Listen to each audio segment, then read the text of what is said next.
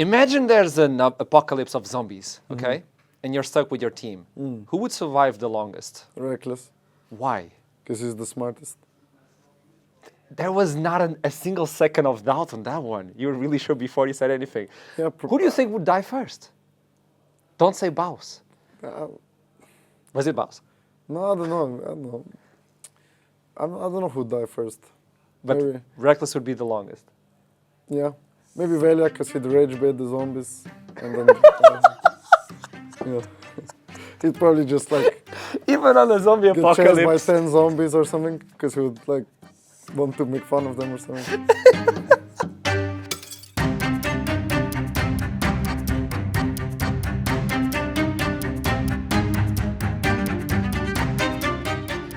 Crownie, thanks. Before we even start, welcome. So tell me, how do you approach expanding your champion pool as we go through the metas? Because AD carries have to adapt to everything. How do you do it? I mean, a part of it is like solo queue practice or trying to predict what the meta will be by like reading patch notes, or most of the time it goes in cycles a bit. Sometimes it's like more utility, like for the earlier part of the year where it was like a lot of Varus and Jhin.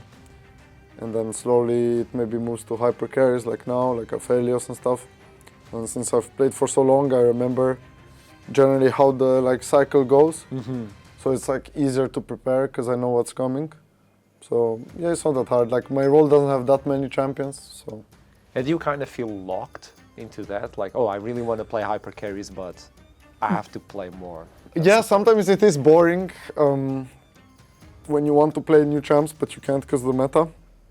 But on AD carry, I feel like, especially now with Fearless, you have opportunity to play a lot of picks. Before, like, I remember one time in LCA when I had scrims, I played like 28 games of Misfortune in a row in scrims. You know, so it's just the first pick Misfortune every game.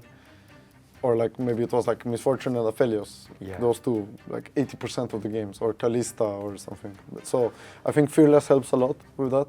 It also makes you prepare more because you need more champions ready. Like before, you could be a pro player with like 3 to 4 champions. Now you for sure need more than that in a best of 5. So I feel like that's a really good change. So yeah, for you as a player, Fearless opens up the game for you. Oh yeah, for me Fearless is great. I think without Fearless, they would be much more bored watching, because there are some metas where literally it would just be, I don't know, Varus Corki every game, or you know, whichever AD carry on the patch, or like Varus Ezreal, or Ezreal Corki, or Azir Corki on mid lane. It would just be that 80% of the time. So, and people were always very bored with that, like the meme of Azir and Corki at Worlds. So I think Fearless is a great change. Nice. Tell me something, are there any champions you would like to see buff or rebuffed into your playstyle? Yeah, I would like, the 2 champs I would like buffed is Twitch and Kog'Maw, probably. Those are like my favorite. You really like Kog'Maw, right? Yeah. What does it bring to you when you play Kog'Maw? Why do you I like just it so like much? the long range AD carries, I guess. Those are like my favorite, that's like my favorite playstyle. Like Jinx, Aphelios, Kog'Maw, Twitch, like champs like that. And I played Twitch a few times and I haven't lost yet. I'm like 3-0 or something on it, but it's just so hard to pick it, so rare. But that's the champion I would buff. I gotta ask you then, WASD, the new controls that are being tested, do you think that's going to change AD carry specifically? Well, if it stays as it is, it will definitely make everyone play, because it kind of gives perfect kiting with no inputs, because you can just hold your mouse on the enemy and just WASD move. And you don't even need to click WASD, you just hold it. So, but I think Riot said they're gonna nerf that. Probably either put a delay on the input or nerf the attack speed. But I think other than that, it will probably just help new players. But there's no way it can stay like that for kiting, it's way too easy. Okay, tell me something. What is the most important aspect of team synergy for an AD carry to have with their support? And why does it work so well with you in Reckless? I think the most important aspect is definitely like lane phase, knowing when you want to trade or how you want to play the lane, what do you want to do level 1, like who plays, if you control the bush, or if you play more in the middle of the lane, or if you match enemy support or both play on one side. Like that's the biggest part, and I think the reason we are so good together is, well, we're both good players for long. We've been pro players for a long time, like at the highest level. And the Reckless was also like elite AD carry for so long, so he kind of understands even deeper what I want to do. So I guess that combination is like really good. So, beyond individual skill, Yeah. what do you think is the most crucial factor for success in Pro League of Legends? I think that's a good question. Beyond the individual skill, I would say like team cohesion. I mean, it's like a buzzword, but probably like knowing that somebody will have to give up stuff, either in the draft or in game. Like you can't please everyone 100%.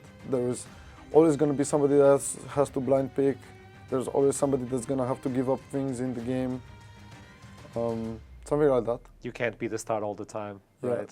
you can't have 5 people with resources or stars every game. Like, I think we're a bit of a unique team because we have like 5 people who can rotate carrying the game, but that also comes with its own challenges, right? Because then obviously everybody wants to like, you know, get the resources, I guess.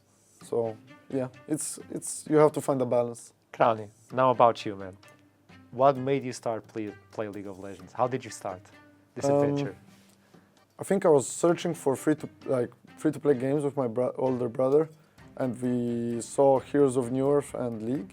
Ooh. And then Dota 2 was releasing, but it was paid to play. So then we just chose Heroes of New Earth and League. And I think then, no, or maybe Heroes of New Earth was just coming out of beta and it was pay to play, but League was free. So we just started playing League because it was free. So you never played Heroes of New Earth? No, I did play it, but I was not that good. I don't know, I didn't like the graphics and stuff. Really played dark, wasn't it? Yeah, my brother played it more, but it felt more like Dota to me, I guess. And it's like you have like the input delay and stuff. Yeah, I think it was the free-to-play thing that made us actually choose League. And then I think that was 2010. I think I started playing when Gragas and Pantheon was released. You can probably check. I think that was like 2009 or 10, I don't know. But there's always that, I want to go further from you. Like, you have a drive, you have a hunger. Yeah. How do you describe that? Yeah, I mean, for me, it's like, if I do something like this for this many years, like 15 years or however much it is now, where I give up a lot of things to do it, like a lot of social life and friendships, and I move to a different country, I don't really want to be average, because then I feel like I waste the time that I could be, you know, I could be doing something else with it. And I still believe I can be among the best AD carries. So I try to like achieve that and show that. And I feel like a lot of my motivation is from proving people wrong. Like, for example, when we got announced in Los Ratones, they were like, oh, he's not even top 3 ERL AD carry, like some comments. And then I just remember that in my head when we win. It was the same like when I went back to LEC in 2023. People were saying that me and Labor were like the worst bot lane in the league, and then we went to Worlds and to LEC final, and I won first All Pro. So it's like, I think a lot of my motivation is proving people wrong, but obviously I have like a very high internal motivation too. I'm kind of hard on myself. At least, like, I don't want to feel like I'm slacking, or that if I have a feeling that I'm not good enough, I will not keep playing. Because I just feel like it's a waste of time. So if I may, what do you feel right now as an AD carry? Right How do you now? feel about yourself? Yeah, I would say I'm pretty good. I haven't really practiced against LEC players the whole year, or like even the last year I was on the bench in LEC. So I can't say how I stack up against them, but I feel like if I screamed against them, I would be among the top. I can still be among the top of LEC, because that's where I was 2 years ago. So I'm still confident. I feel like if you lose your confidence, especially in a role as AD carry where you kind of need to have ego, you're a bit cooked. You talk about 2023, and you did an interview back then. Yes. You were talking about how do you click as a team is bigger than the overall individual power. Yeah, for sure. Do you still believe that? And is it even stronger than ever now? Yeah, I think even Faker has talked about this exact thing in a recent interview where he feels like it's harder to individually carry nowadays in League. there's like a lot of objectives like Atakan and Dragon Souls, and individual kills like give less now. It's more about who's first on the objective or how you play fights. Laning phase is kind of unnerved. Like nowadays people just lane swap level 3 because of home guard and just the meta. Yeah. So it's like it's not like you're gonna play a 2v2 lane for 15 minutes and be 50 CS up and stomp. It just doesn't happen anymore. The enemy bot lane is just gonna swap to top lane, and then either you follow them and you can pressure less, or you just play 1v2 the whole game. I feel like in the past it was not like that. You could like take tower in like 10 minutes, or play like Caitlyn Karma or something and just push. So for sure it's kind of moving towards that, but I guess there's other ways that you can shine through individually, like maybe a big champion pool or playing like super unique picks or stuff like that. This is a really serious one right now, if you can answer. If you could be a pizza topping, what topping would we be? And why? Gotcha. Maybe olives, because Wow. I can be a bit bitter, you know. I'm mean, you know. And I like olives. So, you know. I never expected this answer. Oh, what did you expect? I have no idea. People go like pineapple or even mozzarella. I don't know. That's a good one. Olive is a good one. Imagine there's an apocalypse of zombies, okay? And you're stuck with your team. Who would survive the longest? Reckless, Why? because he's the smartest.